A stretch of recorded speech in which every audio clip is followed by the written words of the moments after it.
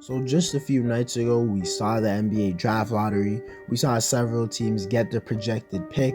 We got several teams move up in the draft. We saw several teams move down in the draft. And now we get to see teams potentially draft future new NBA young stars into the league. And in my opinion, this is a draft lottery that had a lot of losers and a lot of winners. And in today's video, I'll be discussing the losers and the winners of the 2022 NBA draft lottery. First, I'm going to talk about the winners, then I'm going to talk about the losers.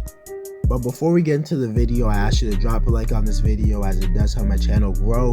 Subscribe to my channel if you want daily NBA content. Also, if you want us to go over 3,000 subscribers, also drop a comment on this video as I do respond to all of my comments. And play that intro.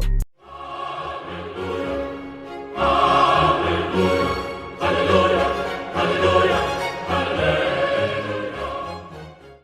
The first winner of the NBA draft lottery definitely has to be the Orlando Magic. There's no way they can't be the biggest winners of the draft. They got the #1 pick, which is something they haven't got since I believe they drafted Dwight Howard, basically a whole decade. And just in general, Orlando has not had the #1 pick in a lot of years, but now they're going into their rebuilding phase after the Nikola Vucevic and Evan Fournier era. You're trying to rebuild. If you get the #1 pick, there's like no better way to do that than getting the #1 pick in a draft class that has many prospects that could be future stars. Orlando was not guaranteed to get the first pick because they had the same odds as all the other 3 worst teams in the league. They could have easily gotten the 3rd pick or maybe even fell out of the top 5, but they stayed in and ended up getting the #1 pick. This is going to be really huge for their future. All I'm saying is that Orlando better not waste this #1 pick and choose somewhere wrong, because if they could capitalize on it, it could really start to build Orlando's young core and make them have one of the best young cores in the league, because they already have a lot of solid young guys like Franz Wagner, who they drafted last year. Jalen Suggs looked better to end his rookie year, and he still has time to improve. I'm not ready to give up on him. Cole Anthony's already a solid point guard. Guys like Markelle Fultz, Wendell Carter Jr., Mo Bamba, Jonathan Isaac, and RJ Hampton are all guys who have potential and who haven't reached their peak. That's a lot of young talent. If they could use that #1 pick, who could be like a future superstar, at least an all-star for this team could start to be good. This team can start to be good as soon as the next 2-3 years. Next winner of the NBA draft lottery I want to discuss is the Sacramento Kings. In this draft, the Kings got the 3rd pick, and I'm not just saying the Kings are huge winners because they got the 3rd pick, but I'm saying that because it was very unlikely the Kings were going to crack into the top 3. I believe there was a less than 35% that they cracked into the top 3, and the fact they were able to crack in it and get the 3rd pick has to be huge for them. We all know the Kings are a team that are stuck in the no-way land. They just traded their guard and Tyrese Halliburton to the Pacers. That left a lot of people puzzled and curious, including myself, and it looks like the Kings aren't going anywhere. But now that they have the 3rd pick, it means that they could potentially get another star-level player to pair alongside their dynamic duo of De'Aaron Fox and Domantas Sabonis. And if it works, it could change this whole franchise's trajectory, because they have just been unlucky in the draft the last few years. If Sacramento got just an average pick, like the 6 to 8 pick, which is what they were expected to do, with their track record of players, they probably would have chosen the absolute worst player they could get with that pick. But with the #1 pick, with the #3 pick, it's kind of hard to just absolutely sell on that pick. So there's a less chance of Sacramento choosing the wrong guy. But at the end of the day, it is Sacramento. But regardless, this is a huge and rare W for the Sacramento Kings. To talk about the first loser of the NBA draft, first has to be the Portland Trail Blazers. I'm not gonna lie, the Blazers are not the only team that fell down in the draft more than they were expected to. They got the 6th. They were supposed to get the 6th pick, but they only got the 7th pick.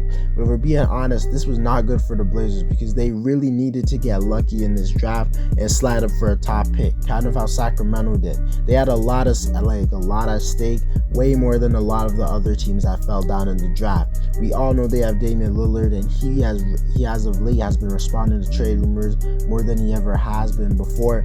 Meaning that the Blazers, if the Blazers want to keep him, they need to make a big move right now, because with the way their roster is looking worse than it ever has been since he's been a Blazer. And you would have hoped that in this year's draft they could have got a high pick, something that they could have used to maybe pair alongside Lillard, or maybe trade for an all-star superstar type of player for Lillard. But now With the 7th pick, I don't really know how much they could do with that. They could probably get like a very, very good role player, maybe a fringe all-star like Jeremy Grant or something like that.